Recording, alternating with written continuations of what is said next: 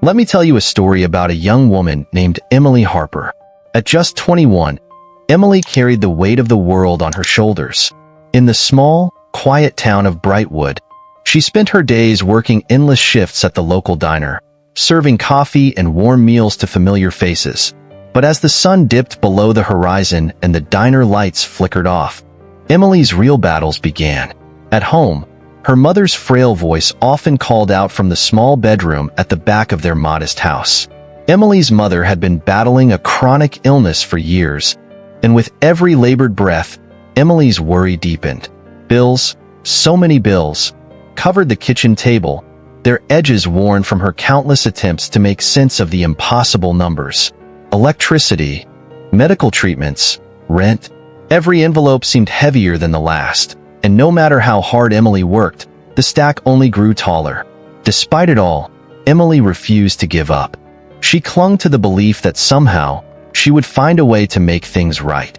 She had to. For her mother. For her younger sister, Bethany, who had dreams of college but now spent her evenings tutoring neighborhood kids to help make ends meet. But life in Brightwood was unkind to dreamers. And just when Emily thought she couldn't bear the weight of it all anymore, something happened. On a warm evening, with the smell of spring in the air and the stars barely visible through the glow of the town's streetlights, a sleek black limousine rolled down the dusty road to their home. Emily stood in the doorway, wiping her hands on her apron, her heart racing with curiosity and fear. When the door of the limousine opened, out stepped Victor Langston. At 72, Victor was a man of striking presence, silver hair, an impeccably tailored suit, and an air of authority that silenced the world around him. His eyes locked on Emily with a look that sent shivers down her spine. And then, with a calm and commanding voice, Victor offered Emily something that left her speechless. A proposal, one that would change everything. Would she accept? Could she? For a girl like Emily, the weight of such a choice was almost too much to bear. And so, Emily Harper made a decision. One that would alter the course of her life forever. With a heavy heart and trembling hands, she agreed to Victor Langston's proposal. It wasn't out of love or even hope. It was a sacrifice. For her mother, for her sister, for the crushing weight of a life she couldn't carry alone anymore. Days later, Emily found herself in the back of Victor's sleek limousine, leaving the dusty streets of Brightwood behind. As the car wound its way through narrow roads lined with towering trees, a chilling silence fell between them. Victor spoke little, his gaze fixed forward, while Emily clutched her worn handbag, her mind swirling with doubts. She glanced out the window, watching the familiar give way to the unknown, and with every mile, her chest tightened. When they finally arrived, the sight before her stole her breath, not in wonder, but in unease. The Langston estate stood atop a secluded hill in Vermont, its towering silhouette cutting against the gray sky. The mansion was enormous, with polished stone walls and windows that seemed to stretch endlessly. It was the kind of place that belonged in magazines, a symbol of unimaginable wealth. But to Emily it felt cold, lifeless, more fortress than home. Victor led her through the grand front doors, and Emily's eyes darted across the room. The marble floors gleamed under the light of crystal chandeliers, and ornate tapestries lined the walls. Yet, for all its beauty, the mansion carried an unsettling stillness, as if the walls themselves were holding secrets they dared not share. "This will be your home now," Victor announced, his tone as emotionless as the stone columns surrounding them. Emily nodded, unable to muster a word. A woman in her late 60s with a sharp gaze appeared at Victor's side. "This is Margaret," he said. "She manages the household. She'll show you to your room." Margaret gave a polite but distant nod and gestured for Emily to follow. As they climbed the grand staircase, Emily tried to shake the growing unease gnawing at her. "It's beautiful here," she offered, her voice uncertain. Margaret paused, glancing back with an expression Emily couldn't quite read. "Beauty can be deceiving," she said quietly, before turning and continuing up the stairs. Emily's room was modest compared to the rest of the mansion, but it was still more than she'd ever known. The bed was draped in fine linens, and the furniture gleamed with polish. Yet, As Emily set her suitcase down and gazed around, she felt no comfort. The air was heavy, oppressive, and the silence was deafening. That night, as she lay awake staring at the ornate ceiling, Emily's doubts consumed her. She traded her freedom for security, but at what cost? The fairy tale escape she once dreamed of was beginning to feel more like a gilded cage. And somewhere in the darkness of the mansion, Emily couldn't help but feel like she was being watched. Emily quickly learned that the Langston mansion was not a place of comfort, but a labyrinth of mystery. Days turned into a blur of quiet meals and empty rooms, each one more ornate and lifeless than the last. The grandeur of her surroundings did little to ease the growing unease that tightened around her like a cold embrace. What struck her most was the silence. It wasn't the peaceful kind. It was heavy, almost suffocating, broken only by the echo of her footsteps on the marble floors or the distant ticking of an ornate grandfather clock. The mansion seemed to hold its breath, as though waiting for something or someone. Emily noticed quickly that not every door was open to her. Most rooms were locked, their dark wood doors standing like sentinels, guarding whatever secrets lay within. She found herself wondering about what lay behind them. Victor rarely spoke to her, always disappearing into his study or leaving for long, unexplained absences. She had seen him carry keys on a thin chain around his neck, the faint clink of metal a constant reminder that the mansion had places she wasn't meant to see. It was Margaret, the housekeeper, who finally broke the silence one afternoon. Emily had wandered into the West Wing, drawn by a door that looked older and sturdier than the rest. As she reached for the handle, Margaret appeared from nowhere, her voice sharp. "I wouldn't do that if I were you," she said, her eyes narrowing. Startled, Emily turned to face her. "Why? What's in there?" she asked, trying to keep her voice steady. Margaret's expression was unreadable, but her voice lowered. "Mr. Langston has his rules, and that door is one of them. Stay out. It's for your own good." Emily felt her chest tighten, her curiosity piqued by the warning. "But why?" she pressed, her tone bolder than she intended. Margaret hesitated for a moment before answering. "This house has its secrets, Miss Harper. You'd do well to leave them alone." With that, she turned and walked away, leaving Emily alone in the dim hallway, her words lingering like a shadow. That night, as Emily lay in bed, her thoughts raced.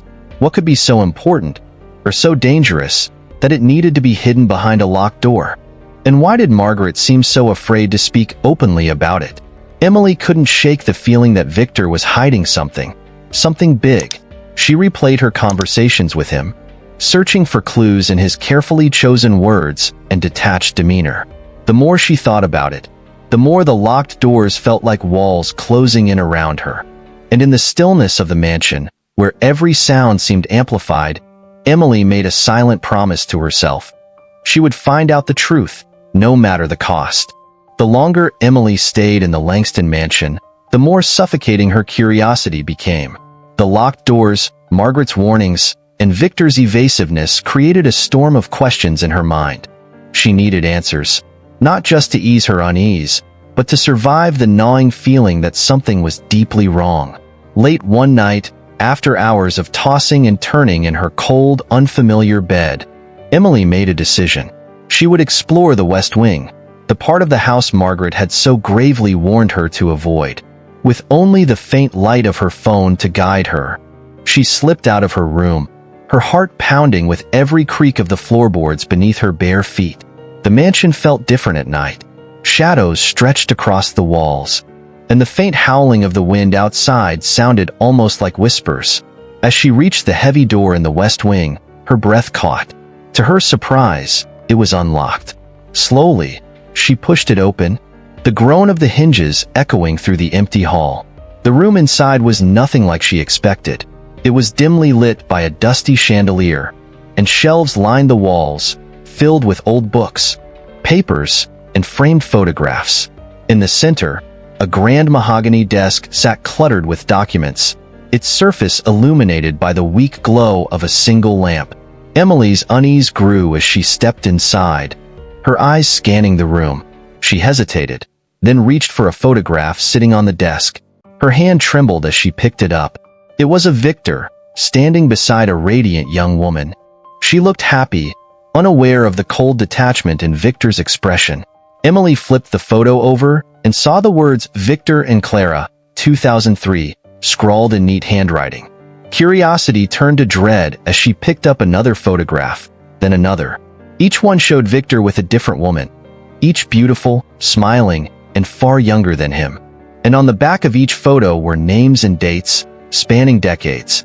But Emily's stomach dropped when she noticed something else among the papers. Death certificates. One by one, she read the names. The same women from the photos. Their causes of death varied. Accidents, sudden illnesses, disappearances.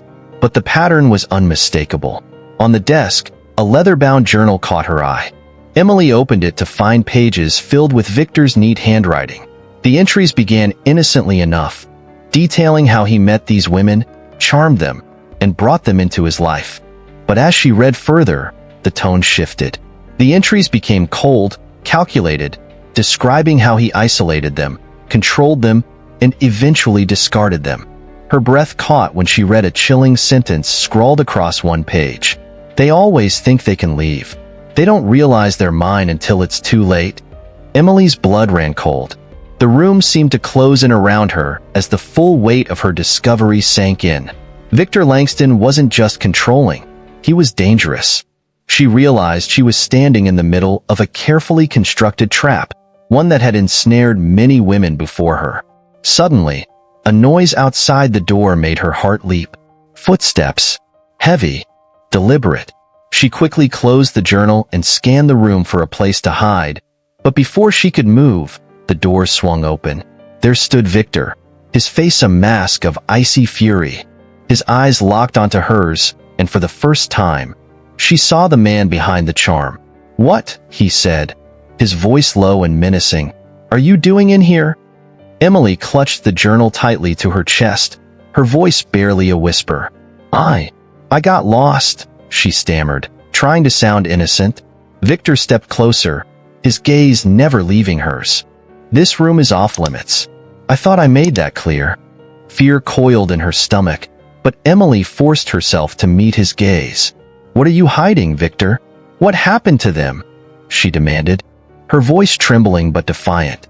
Victor's jaw tightened, and for a moment, she thought she saw a flicker of something. Regret? Anger? In his eyes. But it vanished as quickly as it appeared. "You don't need to understand," he said coldly. "You only need to follow the rules." Emily realized then that she was in far deeper danger than she had ever imagined. Victor Langston wasn't just a man with secrets, he was a predator. And if she didn't act quickly, she feared she would become the next name in his twisted collection. She nodded slowly, forcing herself to appear submissive. "I'm sorry," she murmured. "I won't pry anymore." Victor studied her for a moment before stepping aside. "Good," he said, his voice like ice. "Now get out." Emily hurried past him, clutching the journal in her hands, her mind racing. She knew she couldn't stay in the mansion another night. She had to find a way out, and fast. Because now she knew the truth. Victor Langston didn't just own the mansion. He owned her life, too. The air in the mansion felt heavier after Emily's discovery. Every glance Victor gave her felt sharper, every word more calculated. She knew he suspected something. Still, Emily tried to play the role of the obedient wife, hiding her fear beneath a mask of submission. But inside, her thoughts raced. The journal she'd taken from the hidden room was now hidden beneath her mattress, its damning words seared into her memory. She needed to escape, but how? Victor was everywhere. His cold, calculating gaze seemed to follow her through the mansion, as though he could read her every thought. He spoke little, but when he did, his words carried an edge that made Emily's skin crawl. She felt like a prisoner, watched, controlled, trapped. One evening, as Emily sat alone in her room, the door creaked open. Victor stepped inside, his imposing figure casting a long shadow across the floor. His expression was unreadable, but his voice carried a calm menace. "You've been distracted lately," he said, his words slow and deliberate. Emily's heart raced. She forced a smile, trying to sound nonchalant. Just adjusting to everything. This place is so big. Victor stepped closer, his piercing gaze never leaving hers. Big, yes, and full of rules. Rules that I expect to be followed. Her breath hitched, but she held his gaze. Of course, she murmured, her voice trembling just enough to sound believable. But Victor wasn't convinced. He leaned in, his voice dropping to a chilling whisper. Tell me, Emily, why were you in the West Wing? The question hit her like a blow. Her mind scrambled for an answer, but the intensity of his stare left her frozen. I got lost, she stammered, her voice barely audible. Victor straightened, his lips curling into a faint, humorless smile. Lost, he repeated, as though tasting the word. I warned you to stay out of places you don't belong. Emily's fear began to boil into anger. She thought of the women in the photos, the names in the journal, the lives he'd taken. What are you hiding? She demanded, her voice trembling but defiant. What happened to them? To all the women before me? Victor's smile vanished, replaced by a look so cold it made the room feel even more stifling. He stepped closer, towering over her. His voice, you don't need to understand the past. You only need to do as you're told. Her anger flared. I deserve to know, she shot back, her fear momentarily overshadowed by her determination. Am I just another name to you? Another life you'll destroy when you're done? For a moment, Victor's mask slipped. Something flickered in his eyes. Regret, anger, or perhaps a twisted form of pity. But it was gone as quickly as it came, replaced by the same cold detachment. You're my wife now, he said, his voice calm but chilling. That's all that matters. Don't make me regret my generosity. Emily felt the walls closing in around her. She realized then that there was no reasoning with him, no convincing him to let her go. Victor Langston wasn't just controlling. He was dangerous, and she was his next victim. Swallowing her fear, she lowered her gaze and whispered, I'm sorry. I won't ask again. Victor studied her for a long moment, his expression unreadable. Finally, he stepped back, his voice curt. Good. Don't forget your place. As he left the room, Emily's legs gave out, and she collapsed onto the bed. Tears welled in her eyes, but she quickly wiped them away. She couldn't afford to break down. She couldn't afford to be weak. Victor's true nature had been revealed, and Emily knew one thing for certain. She had to escape. The mansion wasn't just a prison. It was a death sentence. And if she stayed, she wouldn't be alive to tell her story. Clutching the journal beneath her mattress, she whispered to herself, I have to get out, no matter what it takes. Emily knew she was running out of time. Victor's cold presence loomed over her every moment, his watchful eyes a constant reminder of the peril she faced. Each night she lay awake, clutching the journal that held the dark truths about his past, plotting her way out of the mansion before she became another name on his sinister list. It was during one of those sleepless nights that Margaret knocked softly on Emily's door. The housekeeper stepped inside, her face grave but determined. You've been asking questions, Margaret said in a low voice, glancing over her shoulder to ensure they were alone. I know what you found, and I know why you're afraid. Emily's breath caught. You knew, she whispered. About all of it? Margaret nodded, her sharp eyes glinting with a mixture of fear and resolve. I've worked here for years, seen things I wish I hadn't. But I stayed silent because I didn't think I could do anything about it. Until now. Emily leaned closer, her voice trembling with urgency. Then help me. Please. I can't stay here. Hill, she broke off, unable to finish the thought. Margaret placed a hand on Emily's arm. I'll help you, she said firmly, but it won't be easy. Victor has eyes everywhere, and he trusts no one. We have to be careful. Together, they began to form a plan. Margaret told Emily about a hidden passageway beneath the mansion, an old tunnel used decades ago for emergencies. It leads out into the forest, Margaret explained, but it's dangerous. The tunnel is unstable, and Victor's men patrol the grounds. If you're caught, Emily's stomach twisted, but she nodded. I'll take the risk. I have to. For days, they worked in secret. Margaret observed the staff and security routines, noting the times when Victor left the house for his mysterious late-night outings. Emily memorized the layout of the mansion and the locations of the security cameras. Every interaction with Victor became a performance, polite smiles, quiet obedience, all to keep suspicion off her. Finally, the night came. Victor had left the mansion, his absence a carefully observed window of opportunity.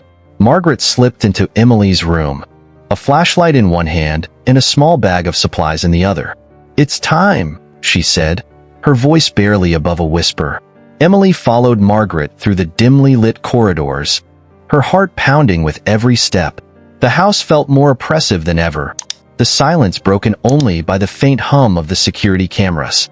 As they descended into the basement, the air grew colder, and the scent of damp stone filled Emily's nose. Margaret stopped at a section of the wall, pressing against an inconspicuous panel. With a low groan, the hidden door swung open, revealing a narrow, dark tunnel.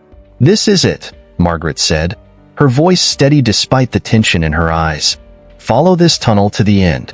It'll take you to the forest. From there, you need to run and not look back." Emily hesitated, her hand gripping Margaret's arm. "What about you?" Margaret shook her head. "I'll stay. If Victor finds me, I'll say I knew nothing." "But you," she squeezed Emily's hand. "You have to go. You're the only one who can stop him." Tears stung Emily's eyes as she nodded. "Thank you, Margaret. I won't forget this." As Emily stepped into the tunnel, Margaret whispered one last piece of advice. "Stay quiet, and whatever you hear, don't stop." The door creaked shut behind her, plunging Emily into darkness. The tunnel was damp and narrow, the walls pressing close as she moved forward, her flashlight casting flickering shadows on the rough stone. Each step felt heavier than the last, the weight of fear and hope battling within her. Behind her, faint sounds echoed, voices, footsteps, distant shouts.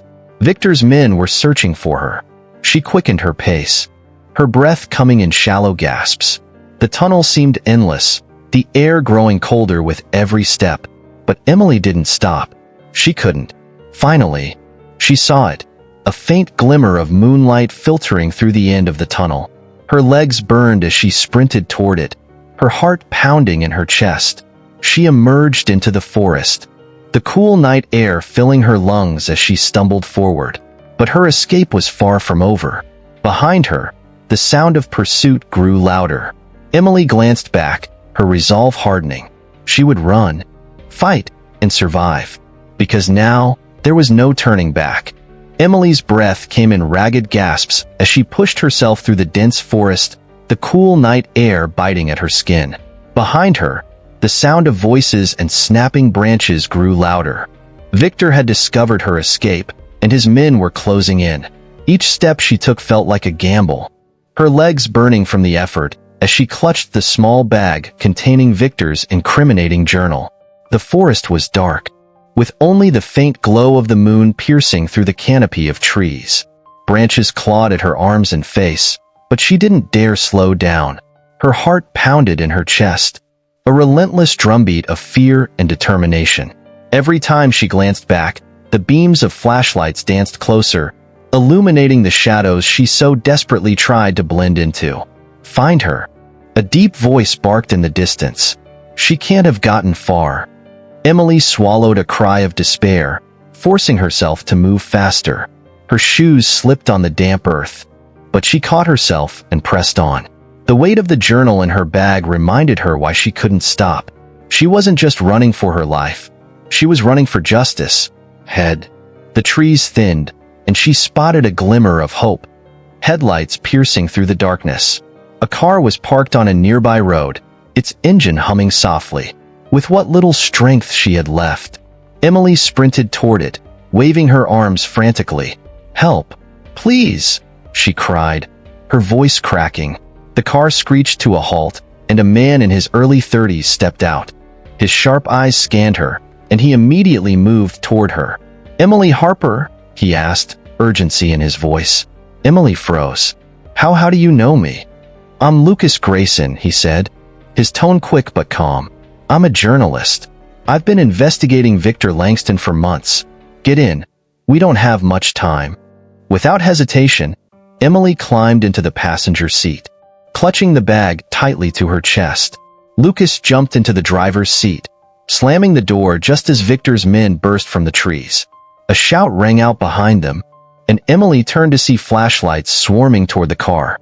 "Hold on," Lucas said, flooring the gas pedal. The tires screeched as the car lurched forward, speeding down the narrow road.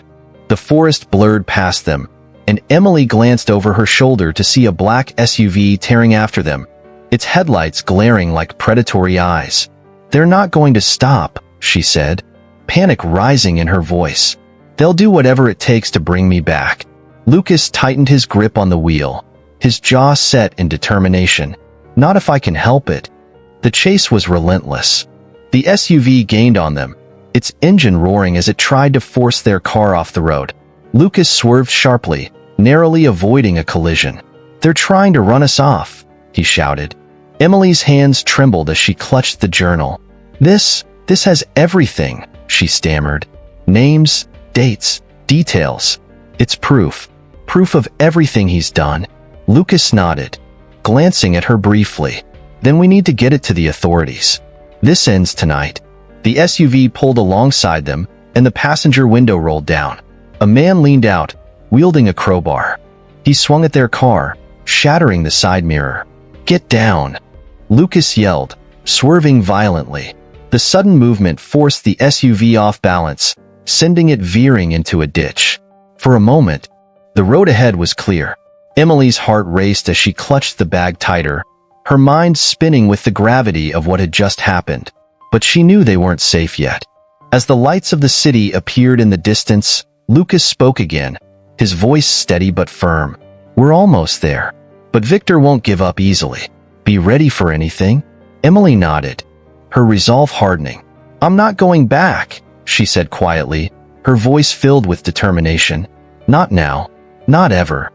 And with Lucas by her side, she was ready to fight for the justice she and so many others deserved. Emily's world felt like it had been turned upside down, but for the first time in months, it wasn't with fear. It was with hope. With Lucas Grayson's help, the journal she had risked everything to escape with was now in the hands of the authorities. It was damning evidence, filled with details that tied Victor Langston to the disappearances of countless women. Every name, every crime was laid bare. The day of Victor's arrest came swiftly.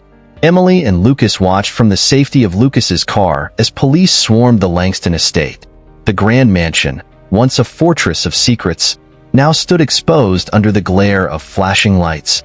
Victor was led out in handcuffs, his stoic expression cracking under the weight of his downfall. The man who once controlled everything now had no power at all. In court, Victor's crimes were meticulously laid out. Fraud, coercion, and a chilling pattern of abuse and disappearance were exposed for the world to see. Victims' families came forward, their voices joining Emily's as they demanded justice for the lives he had stolen. Emily, clutching the journal that had started it all, testified with unwavering resolve, her voice a beacon of truth in the courtroom. The verdict was clear. Victor Langston was sentenced to life in prison. His vast estate was liquidated, the funds redirected to a compensation program for his victims and their families. For Emily, the settlement was more than just money. It was a chance to reclaim her life. With her share, Emily finally paid off the mountain of debts that had once crushed her family. Her mother received the medical care she so desperately needed, and her younger sister, Bethany, was able to pursue her dreams of attending college. The relief in their eyes brought Emily a sense of peace she hadn't felt in years. But Emily didn't stop there. She knew there were others like her, women who were trapped, silenced, and afraid. Using the remainder of her settlement, she opened Haven House, a shelter dedicated to helping women escape abusive situations and rebuild their lives. Located in her hometown of Brightwood, the shelter quickly became a sanctuary, offering resources, counseling, and a community of support for those in need. Emily poured her heart into the shelter, sharing her story openly with those who came through its doors. "Your past doesn't define you," she often told them. "It's the choices you make now that shape who you are." As Haven House grew, So did Emily's bond with Lucas. What began as a partnership built on a shared goal of justice evolved into something deeper. Lucas admired Emily's courage and determination, while Emily found solace in his unwavering support and belief in her. One evening, as they stood together outside Haven House, watching the sun dip below the horizon, Lucas turned to her. "You've done something incredible here, Emily," he said, his voice filled with admiration. "You turned everything he tried to destroy into something beautiful." Emily smiled, the weight of her past finally lifting. "I couldn't have done it without you," she replied. "Thank you for believing in me when I didn't believe in myself." Their shared journey had forged an unbreakable bond, one built on trust, resilience, and the determination to make the world a better place. Together, they had not only brought Victor Langston to justice, but it also created a beacon of hope for those who needed it most. Emily's story wasn't just about survival, it was about transformation. From the ashes of fear and control, she had built a life filled with purpose, strength, and new beginnings. And in doing so, she inspired others to find the courage to do the same. Emily's story is a powerful reminder that even in the darkest moments of our lives, the human spirit is capable of incredible resilience. She was trapped in a nightmare, her world closing in around her, yet she found the courage to fight back, to seek the truth, and to escape the clutches of a man who sought to control and destroy her. Her journey wasn't just about survival, it was about transformation. Emily didn't allow fear or despair to define her. She turned her pain into strength, her struggle into a purpose, and her newfound freedom into a chance to help others.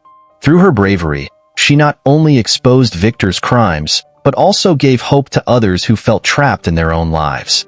What's truly remarkable about Emily's story is the lesson it teaches us, that no matter how impossible a situation might seem, we have the power to rise above it. Courage isn't the absence of fear, it's taking action despite it. Perseverance isn't about never falling, it's about refusing to stay down when we do. Emily's story reminds us that we're not defined by the challenges we face, but by how we choose to overcome them. It's a story of justice, resilience, and the power of the human spirit to shine even in the darkest places. So, what do you think of Emily's journey? Do you agree that courage and perseverance can transform lives? We'd love to hear your thoughts in the comments below. Share this story with someone who might find inspiration in Emily's strength, because sometimes, all it takes is a story to remind us of our own power to change. And if you enjoyed this tale, don't forget to like, share, and subscribe to our channel for more heartfelt and inspiring stories. Thank you for joining us on this journey. Your support means everything to us. Until next time, take care, stay strong, and always believe in the possibility of new beginnings. See you in the next story.